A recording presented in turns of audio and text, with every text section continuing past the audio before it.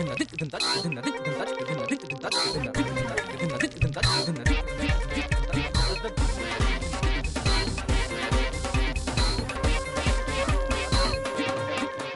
علیکم خاتون حضرات، وقت ہوتا ہے حسب حال کا. میں ہوں آپ کا میزبان جنید سلیم اور شو میں میرا ساتھ دیں گی ناجیہ اور ہمارا بہت نٹکھٹ عزیزی.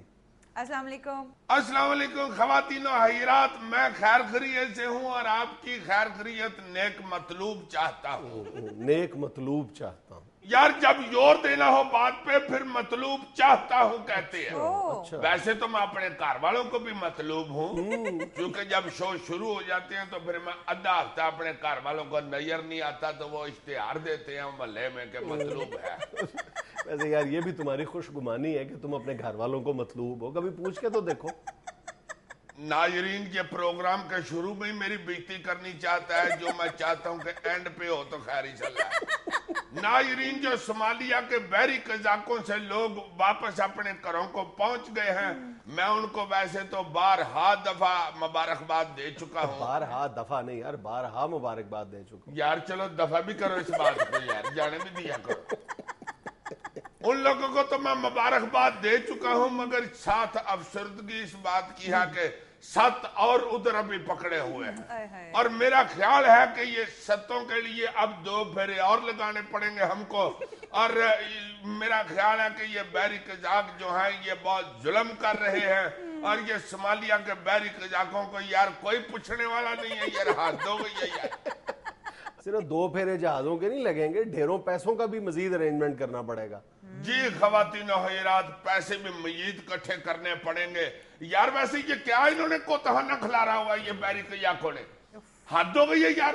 دیکھو تو صحیح ذرا، کسی کا بندہ اس طرح اغوا ہو جائے، کسی کا باپ، کسی کا بھائی، کسی کا بیٹا، کیا گزرتی ہے یار گھر والوں پہ. اور اس مصیبت سے صرف پاکستانیوں کو نہیں گزارنا پڑ رہا، دنیا بھر کے تمام ملک جو ہیں وہ اس یعنی یہ جو بحری صومالیہ کے بحری قزاق ہیں ان کے شر سے کوئی ملک بھی محفوظ نہیں ہے. ایک اندازے کے مطابق اس وقت بھی آج بھی 28 ملکوں کے جہاز جو ہیں وہ ان صومالی قزاقوں کی زد میں ہیں، یعنی انہوں نے یرغمال بنائے ہوئے اور 527 لوگ ان کی گرفت میں ہیں. نہیں تو یہ کرتے کیا ہے یار؟ یہ پورا ٹائٹینک ہی اغوا کر لیتے ہیں. نہیں، اغوا کر کے وہ اپنے گھر تو نہیں لے جاتے نا یار، کھلے سمندر میں وہ گارڈ کر لیتے ہیں چاروں طرف سے، یا جو قریبی جزیرہ ہے وہاں پہ لے جاتے ہیں. یار مجھے اچھی طرح یاد ہے چند سال پہلے تک یعنی جو آپ کو انٹرنیٹ پر بھی ان کی ویڈیو فوٹیجز اویلیبل ہیں، انہوں نے ٹوٹی ہوئی چپلیں پہنی ہوتی تھیں. آج وہاں کے جو صومالیہ کے لوگ ہیں جو اس صنعت سے وابستہ ہیں، صنعت یا انڈسٹری کا لفظ میں اس لیے استعمال کر رہا ہوں کہ پچھلے چند برسوں کے دوران دنیا بھر میں یہ جو صومالیہ کے بحری قزاق ہیں یا بحری قزاقی یا پائریسی ہے، یہ باقاعدہ ایک بلینز آف ڈالرز کی انڈسٹری بن چکی ہے، جس میں یورپینز جو ہیں وہ ایک بہت بھاری قسم کی سرمایہ کاری کر رہے ہیں، باقاعدہ انویسٹرز ہیں. کیا ویسے بہت فٹے منہ یار انہوں نے کیا اپنی طرف سے سمندر میں لومیں لگائی ہوئی ہیں. اور پچھلے چند برسوں کے دوران دیکھو یہ انڈسٹری اتنی جدید شکل اختیار کر گئی ہے، ان کے پاس انتہائی ماڈرن قسم کا اسلحہ ان کے ہاتھوں میں آ گیا ہے، مینز آف کمیونیکیشن ان کے بہت ہی ماڈرن قسم کے ہیں. پھر یہ جو تاوان کی رقم کا جو حصول ہے اس کے لیے بہت ہی یہ ماڈرن اور سائنٹیفک قسم کے یہ مینز استعمال کر رہے ہیں. اور یعنی صاف طور پر پتہ چلتا ہے کہ ان کے پیچھے کوئی بہت منظم فورسز موجود ہیں. اور ذرائع یہ بتاتے ہیں کہ یہ جو رقم وصول کرتے ہیں تاوان کی بلینز آف ڈالرز میں، اس کا صرف ان یعنی یہ جو صومالیہ کے بحری قزاق ہیں یہ صرف 30% وصول کرتے ہیں، باقی 50% جو یورپ میں بیٹھے ہوئے ان کے انویسٹرز ہیں وہ لے لیتے ہیں، یعنی جو باقاعدہ پیسہ انویسٹ کرتے ہیں، ان کو اکوپمنٹ دیتے ہیں، ان کو کشتیاں لے کے دیتے ہیں، ان کو اسلحے سے لیس کرتے ہیں. کیا بھائی یہ 30% تو چلو قیاق لے گئے اور 50% ان کے ڈاؤن لے گئے، باقی 20% سمندر کے مگرمچھ لیتی ہے. کہا جاتا ہے کہ 10% جو ہے جو ان کو سیکیورٹی فراہم کرتے ہیں جو ملیشیاز ہیں وہاں کی وہ لے جاتے ہیں، اور 10% جو صومالیہ کی جو لا انفورسمنٹ ایجنسیز ہیں وہ وصول کر رہی ہیں. یعنی گورنمنٹ کی ایجنسی ہے. ظاہر ہے حکومت سرکاری سطح پر تو یہ پیسے وصول نہیں کرتی، لیکن رشوت کی شکل میں جو مافیاز وہاں پہ کام کر رہے ہیں وہ اس سے فیض حاصل کر رہے ہیں. یار بڑا خوفناک سا یہ جال بن گیا ہوا ہے، اس کا کچھ کو بندوبست ہونا چاہیے. اتنا خوفناک ہے کہ ایک اندازے کے مطابق اس وقت پورے یعنی دنیا کی جو شپنگ انڈسٹری ہے اس کو اینولی $12 ارب کا نقصان اٹھانا پڑ رہا ہے. اور 8.3 ارب ڈالر یہ بحری قزاق تاوان کی شکل میں وصول کر رہے ہیں، اور 3 ارب ڈالر وہ ہیں جو ان شپنگ کمپنیز کو ان بحری قزاقوں سے بچنے کے لیے جو اپنا روٹ تبدیل کرتے ہیں اس پہ خرچ کرنا پڑتے ہیں، اور 2 ارب ڈالر ان کو سیکیورٹی ارینجمنٹس پر خرچ کرنا پڑ رہے ہیں. اور یہ ساری صورتحال ایسی ہے جس سے دنیا کے کئی ملکوں کی اکانومی جو ہے وہ ہل کے رہ گئی ہے. پاکستان کی اکانومی اس سے بہت بری طرح متاثر ہو رہی ہے کیونکہ ہم تقریباً 40 ملین بیرل تیل جو ہے وہ اسی راستے سے امپورٹ کرتے ہیں. یہ کتنے کنویں ہیں صرف یہ صومالیہ کے اندر ہی پائے جاتے ہیں؟ یار یہی تو زیادہ حیرت انگیز بات ہے کہ یہ سمجھا جاتا ہے کہ یہ ہزاروں کی تعداد میں ان کا وجود ہے صومالیہ میں. ایک اندازے کے مطابق صرف اس وقت دنیا بھر میں 1500 بحری قزاق موجود ہیں جنہوں نے پوری دنیا کی اکانومی کو آگے لگایا ہوا ہے, اور وہ 1500 بحری قزاقوں میں ہر سال 200 سے 300 کی تعداد میں اضافہ ہوتا چلا جا رہا ہے, اس لیے کہ جو بڑی طاقتیں ہیں امریکہ, برطانیہ, نیٹو شیٹو, ان کو دنیا میں ہر جگہ پر دہشت گردی کا پتہ بھی ہل جائے تو ان کی جان کو لالے پڑ جاتے ہیں. لیکن یہ جو پوری دنیا کی اکانومی کو اس بری طرح گھن کی طرح چاٹ رہی ہے یہ لعنت, ان کو یہ نظر ہی نہیں آ رہا ہے. تو یہ جو شوشہ چھوڑا ہوا انہوں نے, یہ مسلمان ہے زیادہ تر, یہ ہاں کیا ہے؟ یہ بھی یہ دیکھو نا کہ ایک section of the American media میں یہ بار بار ریپیٹڈلی یہ بات کہی جا رہی ہے کہ یہ بھی مسلمانوں کا کیا درا. حالانکہ ایک رپورٹ کے مطابق, وہاں کے مقامی پریس کے مطابق, ان 1500 لوگوں میں سے صرف 10 سے 12% لوگ جو ہیں وہ مسلمان ہیں, باقی تمام کے تمام نان مسلمز ہیں. بلکہ ابھی یہ جو ہمارے ساتھ یہ جو واقعہ پیش آیا ہے, اس میں جو کیپٹن وسیع کے بھائی نے جب ایک صومالی قزاق سے براہ راست فون پہ بات کی ہے تو اس کو واسطہ دیا ہے کہ میں تمہیں مسلمان ہونے کا واسطہ دیتا ہوں کہ تم اس حوالے سے میرے بھائی کو رہا کر دو, تو اس نے آگے سے انتہائی حقارت کے ساتھ جواب دیا ہے کہ میں کوئی مسلمان نہیں ہوں, میں نان مسلم ہوں. اسی لیے پھر امریکہ کو یہ پتا ہے کہ یہ مسلمان نہیں ہے, ورنہ اس نے ابھی اسامہ مرنے نہیں تھا دینا, اس نے اسامہ پکڑ کے وہاں چھوڑ کے وہاں بھی حملہ کرنا تھا. امریکہ کے بھی سن لو, گزشتہ سال اپریل میں ایک امریکی جہاز کو اغوا کرنے کی کوشش کے الزام میں 11 صومالی قزاق انہوں نے گرفتار کیے اور پھر ان کو ایک امریکی کورٹ میں ٹرائل کیا, اور اس وقت کمرہ عدالت میں سناٹا چھا گیا تھا جب ان قزاقوں کے سربراہ نے یہ اعتراف کیا تھا کہ وہ مشہور جو امریکی انویسٹمنٹ بینک ہے گولڈمین سیکس کے لیے کام کرتا ہے. ہاں, اور اس نے یہ بھی اعتراف کیا تھا کہ وہ 1 سال کے دوران $48 ملین تاوان وصول کر چکا ہے. شاباش, میں بھی کہوں یا اوباما کی شکل قزاق سے کیوں ملتی ہے؟ تم دیکھو یار, پوری دنیا پہ ان کو کوئی نہیں پوچھ رہا کہ یہ تم کیا بکواس, کیا ظلم کر رہے ہو. اب تو میرا خیال ہے سمندر کے ڈڈوڈ پہ لانتے ڈالنی شروع ہو گئے ہو گئے. اے بندے پتر بڑا مراد, لوگ سمندر سے مچھلیاں پکڑتے تو مندے پکڑ پکڑ کے لے کے جا رہے ہیں. میں نے تو سنا کہ جب بھی یہ کو بندہ گواہ کرتے ہیں تو مگرمچھ نکل کے سمندر سے کہتے ہیں بہت فڑے متواڈا. ناظرین یہاں میں لیں گے ایک چھوٹی سی کمرشل بریک.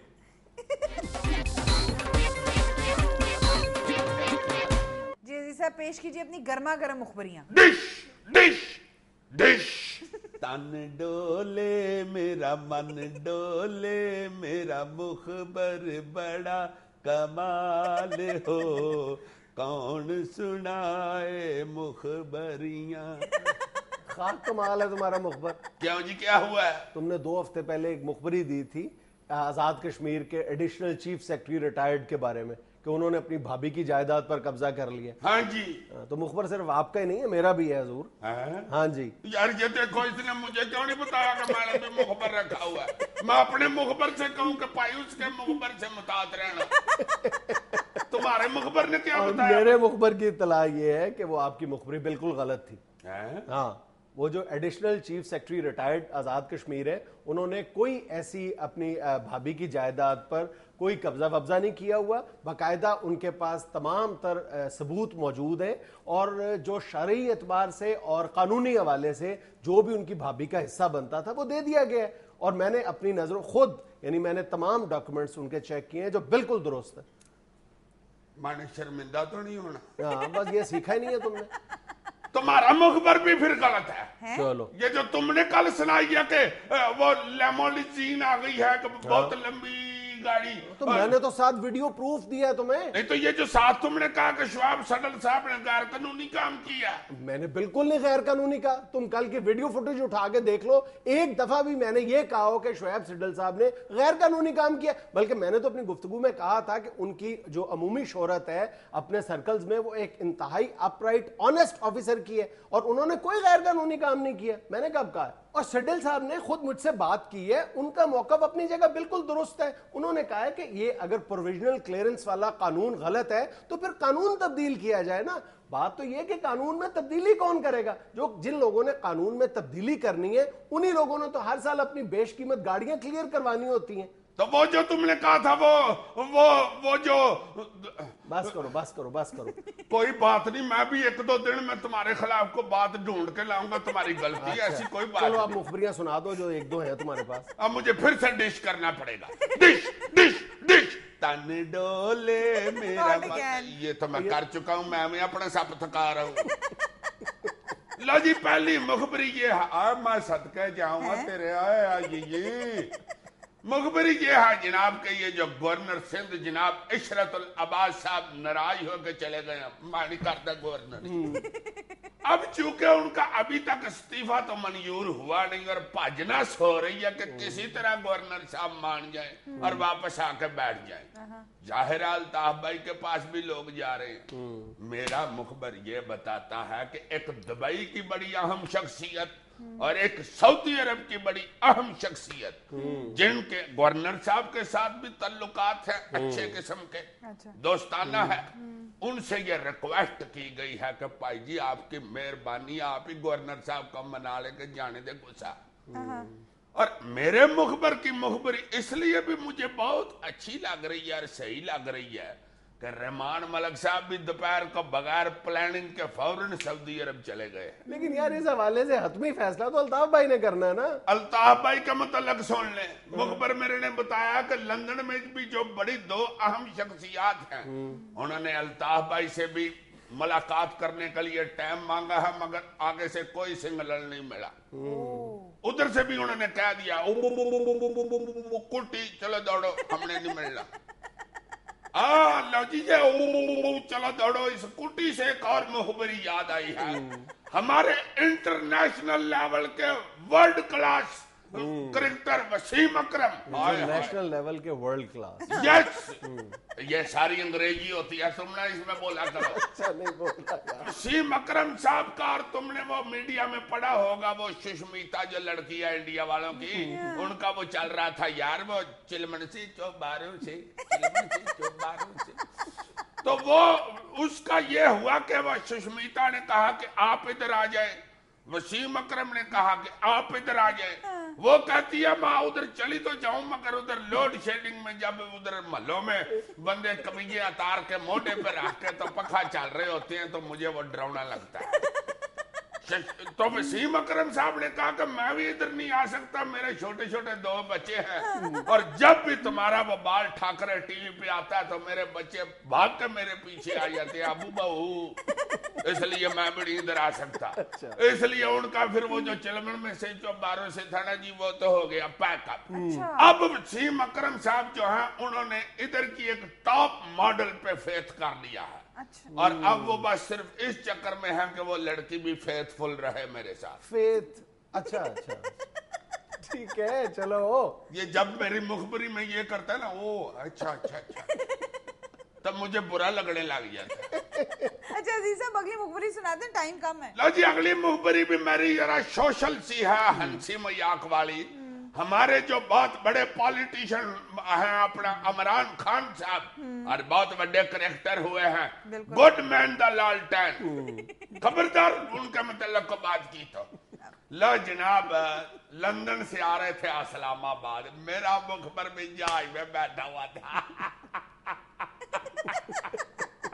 इतना बड़ा घोष के हूँ, चलो मैं तो स्कूटर में खजल होता हूँ, मुखबर मेरा तो जहाज में बैठता है। लो जनाब, उसने देखा कि इमरान खान साहब निकर और शर्ट पहन के बैठे हुए हैं। उन्होंने कहा यार देखो ये रहा पुरानी यादें ताजा हो गई है, निकर पहन के बैठे हुए हैं क्रिकेटर जो हुए। अब उसने सोचा कि ये तो हो चुके हैं पॉलिटिशियन, अब ये इस तरह उतरेंगे तो लोग कहेंगे कि यार आप क्रिकेटर हैं या पॉलिटिशियन हैं। इमरान खान साहब भी हर समझदार आदमी है, जब उसने अनाउंसमेंट की ना कि पेटियां पुटियां कस ले जहाज उतरने लगा, इमरान खान साहब फटाफट उठ के वॉशरूम में गए हैं, जो टॉयलेट होता है जहाज का, उसमें जाके उन्होंने कड़म वाला सलवार कमीज पहने और फौरन बाहर आ गए।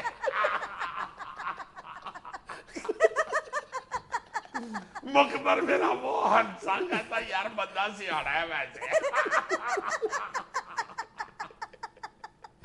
नाज़रीन, यहाँ में लेनी एक छोटी सी कमर्शियल ब्रेक।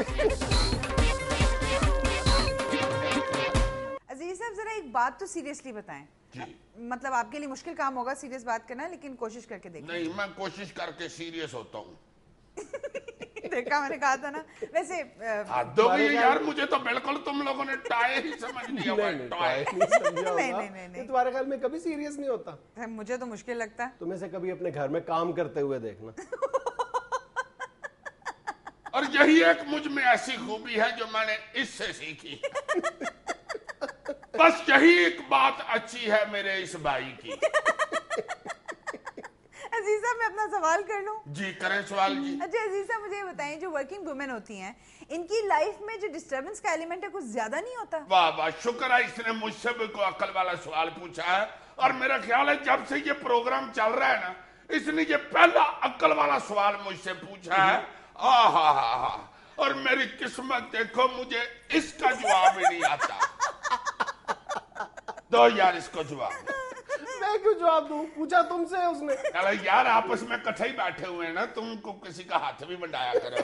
बताओ उसको। अच्छा, सवाल क्या है तुम्हारा? मेरा सवाल ये था कि वर्किंग वुमेन्स की फैमिली लाइफ जो है वो डिस्टर्ब होती जा रही है, तो ये एलिमेंट कुछ बढ़ता नहीं जा रहा है डिस्टर्बेंस? हाँ, यकीनन उनकी फैमिली लाइफ में डिस्टर्बेंस का एलिमेंट बढ़ता जा रहा है और उसकी मुख्तलिफ वजूहात है, और बाकायदा जो मुल्कगीर सतह पर होने वाले सर्वेज हैं वो भी इस बात की तस्दीक करते हैं। लो, इतनी सी सारी बात है जो तुम दूसरों से पूछते फिरते। लेकिन इसकी सबसे बड़ी वजह यह है कि कुछ अरसा पहले तक जो खवातीन हमारे यहाँ काम करती थी, उनकी पहली तरजीह जो थी वो उनकी सर्विस नहीं थी, उनका घर था। अब इस जो प्रायोरिटी में जो तरजीह में फर्क आ गया है, वो इस यानी इस रुझान की बुनियादी वजह है। अभी कुछ अरसा पहले गैलप का एक सर्वे था जिसमें जो वर्किंग लेडीज थी उनसे पूछा गया कि आपकी पहली तरजीह क्या है, तो 37% खवातीन का यह जवाब था कि उनकी पहली तरजीह उनका घर नहीं है बल्कि उनकी सर्विस है। तो ये बहुत अलार्मिंग रेशो है। देखो ये रहा कि 37% खवातीन को घर की परवाह ही नहीं, नौकरी की पड़ गई है। यार वैसे हर बंदा रोटी टुकर के पीछे ही नहीं पड़ गया हुआ। मेरा ख्याल हर शख्स को रिस्क की फिक्र में इस तरह डाल दिया गया, खास तौर पर खवातीन को। हालांकि हमने कुछ अर्सा पहले भी इससे मिलता जुलता एक टॉपिक डिस्कस किया था जब हमने इस राय का इजहार किया था कि अगर खवातीन को जरूरत महसूस हो तो उनको जॉब करनी चाहिए। इसके जवाब में बाज खवातीन ने हमें बहुत हार्श किस्म के मैसेजेस भेजे थे कि ये आप शायद खवातीन के हकूक की कोई खिलाफ बात कर रहे हैं। ऐसी बात नहीं है। मैं तो इस बारे में बिल्कुल, मेरी राय बहुत क्लियर है कि ना औरत के जॉब करने पर पाबंदी लगानी चाहिए और ना उसकी मुखालफत करनी चाहिए, बल्कि अगर जरूरत हो तो हमारे दीन में भी, हमारी तर्ज माशरत में भी इस बात की गुंजाइश है कि उसको जॉब करनी चाहिए उन लिमिट्स में रहते हुए। नहीं, मगर ये जो तुम बात कर रहे हो ना 37% खवातीन की, ये बात मैं समझता हूँ गलत है।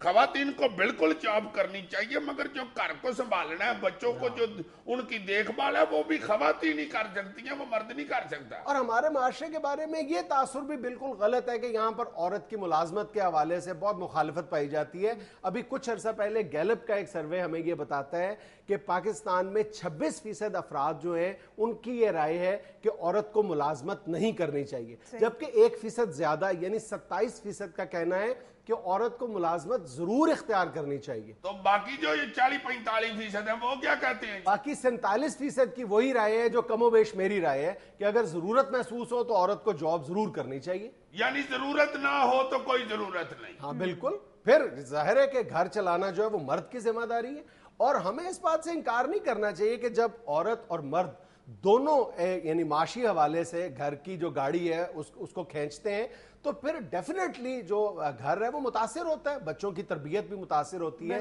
گھر کے جو معمولات ہیں وہ بھی ایفیکٹ ہوتے ہیں. نہیں, یہ جو تم بات کر رہے ہو نا, اور جو 47% لوگوں نے بھی بات کیا کہ اگر ضرورت ہے تو کرنی چاہیے, اس میں یہ تو دیکھنا ہی چاہیے کہ اگر عورت جاب کرتی ہے اور اس سے گھر متاثر نہیں ہوتا تو پھر کرے. ہاں ضرورت ہی صرف نہ دیکھو, یہ نہ ہو کہ وہ ضرورت پوری کرتے کرتے باقی ساری ضرورتیں جو پوری کرنی ہے ان کے بیڑے غرق ہو جائے. اچھا, اس زمین میں ایک اور بھی بہت اہم بات ہے, جب عورت ظاہر ہے ملازمت کرتی ہے تو زیادہ تر چانسز تو یہی ہیں, زیادہ تر کیسز میں ایسا ہی ہوتا ہے کہ وہ اپنے شوہر کی رضامندی کے ساتھ ملازمت اختیار کرتی ہے نا, تو جب یعنی اپنی کانسنٹ دیتا ہے شوہر اپنی بیوی کو تو پھر اس کو اس کی ذمہ داریاں بھی بانٹ لینی چاہیے, اس کو گھر کے کاموں میں بھی اس کی معاونت کرنی چاہیے.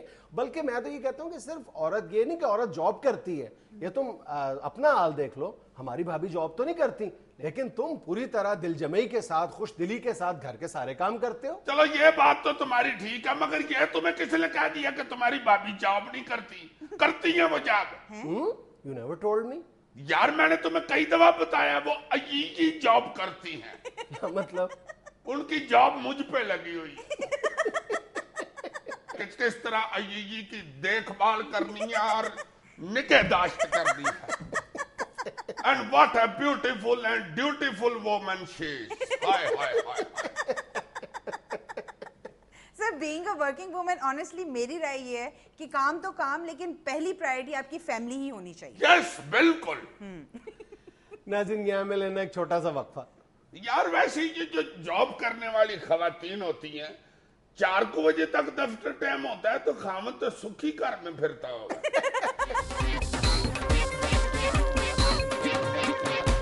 یار پا جنید, آج میں ایک دعوت پہ گیا ہوا تھا. اچھا, تمہیں بھی لوگ دعوت پہ بلاتے ہیں؟ بہت اچھے. تمہارا کیا خیال ہے میں صرف جنازوں پہ ہی جاتا ہوں, دعوتوں میں نہیں جاتا؟ مطلب ہے اللہ معاف کرے, دعوت پہ بھی مجھے بلاتے ہیں, ایسی کوئی بات نہیں یار. ایک دفعہ تو ضرور بلاتے ہوں گے. ایسی بھی کوئی بات نہیں, 2 3 کیا مطلب ہے تمہارا؟ یار مجھے کیوں نہیں کو بلاتا؟ میں کو کسی کے گھر جا کے کسی کی کینٹی کی تاریں کھینچ کے آ جاتا ہوں, یا ان کے گیٹ پہ چریٹیں ڈال دیتا ہوں, یا ان کے بچوں کے غبارے میں سوئیاں مار دیتا ہوں, یا اس کا کو کھڈونا میں دے دیتا ہوں, یا پوری دیکھ کی کو برکی بنا کے کھا جاتا ہوں. تو پتہ بھی تو چلے مجھے کیوں نہیں بلاتے گی. اچھا عزیز صاحب, مجھے بتا دیں, آپ بات ہی نہیں کرتے دیتا, یہ تو شروع میں بھی اتنی شروع کر دیتا ہے. اب بتا, میں یہ رہا تھا کہ میرے قین نے اس کی ترقی ہوئی ہے ماشاءاللہ, وہ سینئر کلرک ہو گیا. اچھا, تو میں اس کی دعوت پہ گیا تو میں حیران ہو رہا تھا بازار میں سے گزرتے ہوئے کہ یہاں سے یار کس طرح لوگ گزرتے ہیں. سکوٹر میرا کبھی ادھر کو ہو رہا تھا, کبھی ادھر کو بریکیں لگا لگا کے جیسے وہ لوڈو کے دانے کو نہیں تیار تھے, اس طرح میں گزر رہا تھا.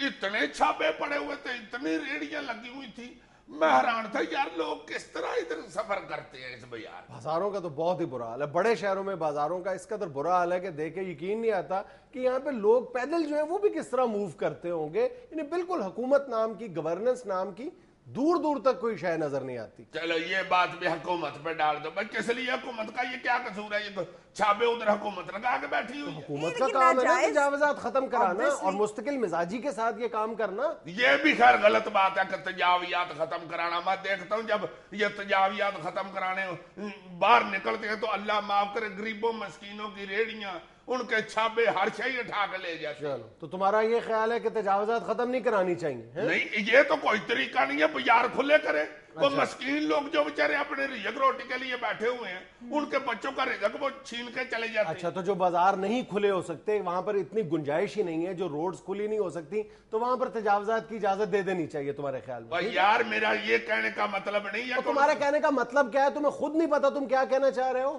یار تم کو عقل والی بات بھی کیا کرو. ان مسکینوں کا جب تم اٹھا دیتے ہو ان کا فائدہ بھی تو دیکھو. کتنا فائدہ ہے ہمارا ان چھاپے والوں کے ساتھ. کیا فائدہ ہے؟ جو 5 روپے کی چیز وہ تمہیں دیتے ہیں, جاؤ جا کر دکان سے لو. ریڑی والے سے تمہیں 5 روپے کی ملے گی, ادھر سے 50 روپے کی ملے گی. اور کبھی تم نے ان تجاوزات کے نقصانات پر غور کیے؟ اور یہ جو تم 2 فائدے گنوا رہے ہو, اس کی وجہ سے جو اکانومی کو نقصان ہو رہا ہے اس پر تم کبھی غور کرو. نہیں تو نقصانات کیا ہے؟ نقصان سیدھا سیدھا تھڑے پہ دعانے لگا کے بیٹھا ہوا تو فضول باتیں نہ کرو. جس شخص نے اپنی منزل پر آدھے گھنٹے میں پہنچنا ہے وہ 1.5 گھنٹے میں پہنچتا ہے. ساری جو ہماری دن کی مصروفیات ہیں, بازاروں کی جو سرگرمیاں ہیں, وہ بالکل ٹھپ ہو کے رہ جاتی ہیں. ہم یہ سمجھتے ہیں کہ جی بہت رونق میلہ لگا ہوا ہے, بازار جو ہے وہ پر رونق نظر آ رہے ہیں, تجاوزات کی وجہ سے پر رونق نہیں نظر آتے, بازاروں کی سرگرمیاں متاثر ہوتی ہیں. پر رونق کیوں نہیں نظر آتی؟ یہ ریڈیو چھاپوں والے ہی تو بازار کی رونق ہوتے ہیں. جب یہ تجاوزات والے ان کو اٹھا دیتے تو ایسے لگتا ہے بازار کی ٹرینڈ ہو گئی ہے. یار میری بات سنو, اصل میں پتہ ہے کیا, ہم تجاوزات کے خلاف بولتے بھی ہیں, لیکن جب تجاوزات کے خلاف کوئی مہم شروع ہوتی ہے تو ہماری ہمدردیاں ان جو تجاوزات کرنے والے ان کے ساتھ ہو جاتی ہیں. یعنی ہماری اپنی سوچ کے اندر دوہرا پن پایا جاتا ہے. یہ جو دوہرا پن ہے اس کو ختم کرنے کی ضرورت ہے. بھائی قانون ہے, وہ سب کے لیے ہونا چاہیے. جہاں تک معاملہ ہے کہ وہ جو غریب لوگ ہیں ان کے لیے حکومت کے پاس اتنے یعنی اختیارات بھی ہوتے ہیں, اتنے وسائل بھی ہوتے ہیں, ان کے لیے متبادل جگہ دینی چاہیے. حکومت کو بھی جوش چڑھتا ہے تو وہ 4 دن کے لیے اس طرح کی تجاوزات کی مہم چلاتے ہیں, پھر خاموشی کے ساتھ بیٹھ جاتے ہیں. 4 دن بعد پھر وہی تجاوزات نظر آنی شروع ہو جاتی ہیں. وہ تجاوزات والوں کو جو جگہ دیتے ہیں, ریڈیو چھاپوں والوں کو وہ شہر سے کہیں دور دے دیتے ہیں, ادھر تو گاہک نہیں جاتا, تو وہ ان کو کیا فائدہ ہوا جو جگہ. یار کوئی بھی بازار جب نیا آباد ہوتا ہے تو وہاں پر ظاہر ہے کم رش دیکھنے میں آتا ہے, آہستہ آہستہ وہ جگہ جو اسٹیبلش ہو جاتی ہے. بھائی جی یہ تجاوزات ہٹانا بھی کسی ایک بڑے بندے کی خواہش ہوتی ہے, 5-6 سال بعد کسی کو جوش چڑھتا ہے. ورنہ تم دیکھو یہی سرکاری محکمے جو ہیں یہ آ کے ان سے کرائے لیتے رہتے ہیں, 5-6 سال ان سے ادھر چھاپا لگانے کا, ریڑھی لگانے کا کرایہ وصول کر کے نکل جاتے ہیں. وہ بیچارے ادھر پھر پکے ہو جاتے ہیں. پھر 5-6 سال بعد سی ایم صاحب کو یا کسی سیکٹری صاحب کو غصہ چڑھتا ہے, وہ کہتا ہے اٹھاؤ ان کو, چکو ان کے پاس. بات سنو, اگر کسی چیز کی امپلیمنٹیشن میں کوئی سکم ہے, کوئی خرابی ہے, تو اس کا یہ مطلب تو نہیں ہے کہ وہ پریکٹس جائز ہے, اس کو اب جسٹیفائی قرار دے دو. یہ تجاوزات کو اب جسٹیفائی کر لو, یہ غلط بات ہے. اور یہ پریکٹس بھی غریبوں کے لیے یا ان سرکاری محکموں کی. یہ بڑے بڑے شو روموں والے, یہ بڑے بڑی دکانوں والے اپنی گاڑیاں باہر کھڑی کر دیتے ہیں. بالکل غلط ہے, بالکل غلط ہے. بلکہ میں تو کہتا ہوں کہ وہ زیادہ غلط ہے. یہ تجاوزات کے نت نئے طریقے ایجاد ہوتے رہتے ہیں. تم جو بھی تجاوزات کرتا ہے اس کی تم پریکٹس پہ ذرا غور کرو, خفیہ کیمرہ لگا کے دیکھ لو کہ وہ کس طرح آہستہ آہستہ پوری سڑک پہ قبضہ کر لیتا ہے. پہلے دن وہ جو پھل والا ہے وہ ایک کھوکھا باہر رکھتا ہے, اگلے دن وہ اپنا جو اس نے کنات لگائی ہوئی ہے وہ تھوڑی سی آگے کرتا ہے, اور دیکھتے ہی دیکھتے آپ کو چند ہفتوں کے دوران نظر آئے گا کہ اس نے آدھی سے زیادہ سڑک پہ قبضہ کر لیا. گاڑیوں کے شو رومز ہیں, پوری جو مصروف شاہراہیں ہیں بڑے شہروں کی, ان پہ انہوں نے قبضہ کیا ہوا ہے. اسی سوچ کی وجہ سے کہ غریب آدمی کو تکلیف نہ ہو. بھئی غریب آدمی کی وجہ سے غریب آدمی کو تکلیف ہو رہی ہے. یہ صرف گاڑیوں کے شو روموں والے نہیں گاڑیاں اپنی باہر لگاتے, کسی اور کا جرنل اسٹور یا کپڑے کی دکان بھی ہے, وہ سویرے گڈی پہ ہی آتا ہے, وہ بڑے ٹیک سے اپنی گڈی بند کر کے دروازے کے آگے اندر گھس جاتا ہے. اس کی گڈی کو 9-10 فٹ تو اس نے سڑک پر لی ہوتی. غلط ہے, اس کو کون جسٹیفائی کر. تو پھر ٹھیک ہے نا, پہلے وہ گڈیاں شڈیاں امیر لوگوں کی اٹھواؤ نا, بعد میں غریبوں کے چھاپے اٹھوانا. یار پھر وہی بات, تم نے سارے معاملے کو چھاپے اور گاڑی کی لڑائی کیوں بنا دیا جی؟ بیوقوفوں والی بات کر رہے ہو تم. شاباش, بہت اچھے, ڈائریکٹ بیوقوفی کہہ دیا تم نے. چلو میں تمہیں انڈائریکٹ کہہ دیتا ہوں, تم بیوقوف. یار بندہ کو بلا کے کہہ دیتا کہ جی تمہیں سمجھ نہیں آئی, جی تم بھولے آدمی ہو, سیدھا ہی کہہ دیا بیوقوف. واہ جی واہ. اچھا عزیزی تم بہت بھولے ہو. اتنا بھی میں بھولا نہیں ہوں. میں تو دہی لینے جاتا ہوں تو چکھنے میں آدھا کلو دہی کھا جاتا ہوں. ناظرین یہاں میں لینی ایک چھوٹی سی کمرشل بریک. میں تو دعانا نہر میں ڈبو کے بتا دیتا ہوں کہ یہ سرخ ہے, یہ چٹا ہے. صوبوں کو وزارتوں کی منتقلی کے بعد کاف لیگ کے 5 وزراء بے محکمہ ہو گئے. ہیلو, جس وزیر کے پاس محکمہ نہیں ہے یار, اس کے پلے کیا رہ گیا؟ وہ وزیر بے محکمہ نہیں, وہ تو وزیر بیوہ ہی ہو گیا نا بیچارہ. نہ خدا ہی ملا, نہ وسالے سنم, نہ ادھر کے رہے نہ ادھر کے رہے. تمہیں پتہ ہے اسلام آباد میں کیا ہوا ہے؟ یہ وزیر بیچارے اپنے اپنے سرسرے دفتروں میں گئے ہیں, آگے سارا عملہ کھڑا ہو کے گانے گا رہا تھا. چھڑے آنے گورنمنٹ لوٹی, دوپہرے دیوا پال کے چھڑے آنے گورنمنٹ لوٹی. وزیر بیچارے کھڑے ہو کے دفتر اپنے میں منہ سے ٹلیاں بجاتے رہے.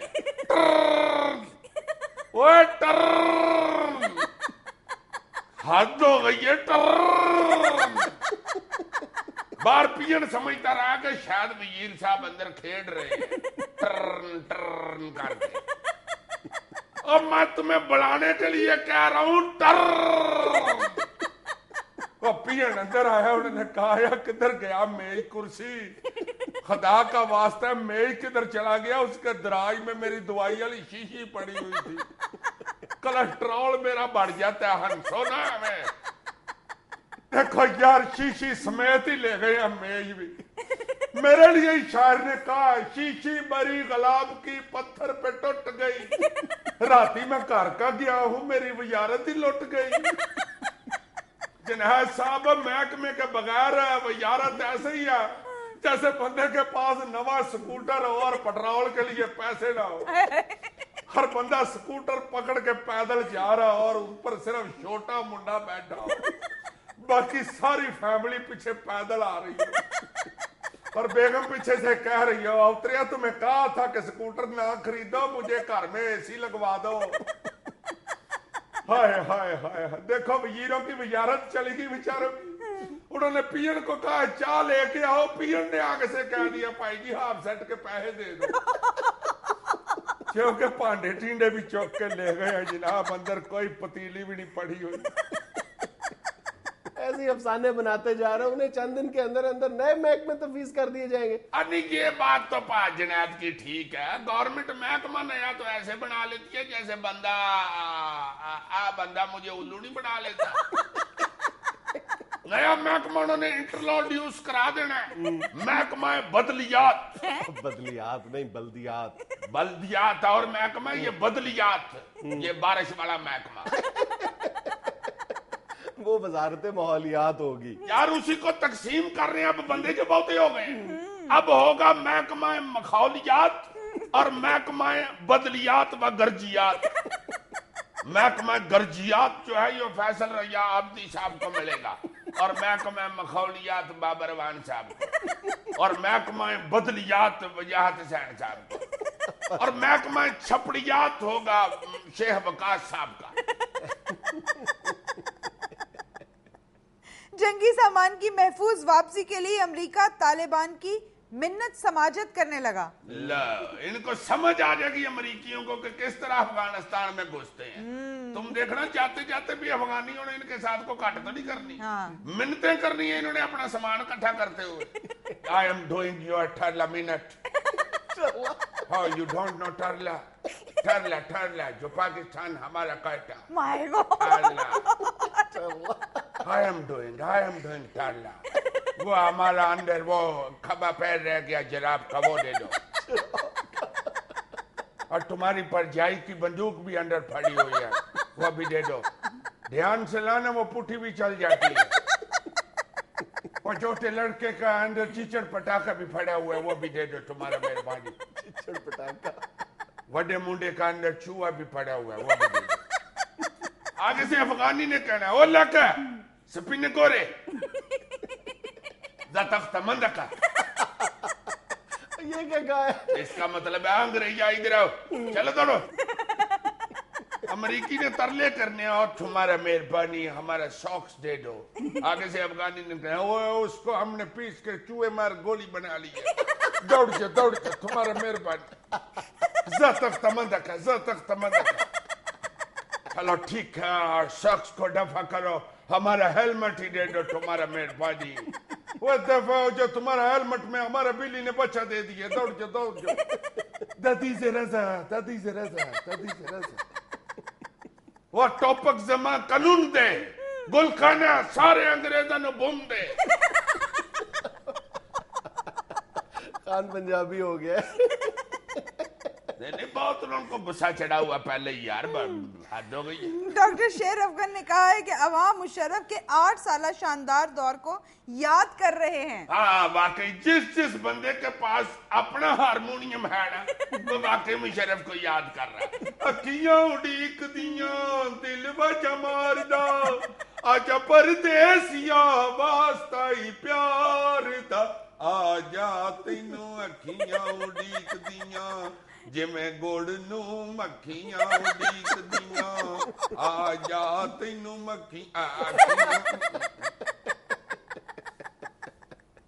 شراب پی کر غول غبارہ کرنے والے 2 پولیس اہلکاروں کو ڈی ایس پی صاحب نے معطل کر دیا. ابھی تو شکر کریں میں نے معطل کیا ہے, میں نے تو چھوڑنے نہیں تھا ان کو. ایسے نامرادے دیکھو شراب پی کے غول غبارہ کر رہے ہیں. شراب پینے والے کو میں نہیں چھوڑتا, غول غبارہ کرنے والے کو میں چھوڑ دیتا ہوں.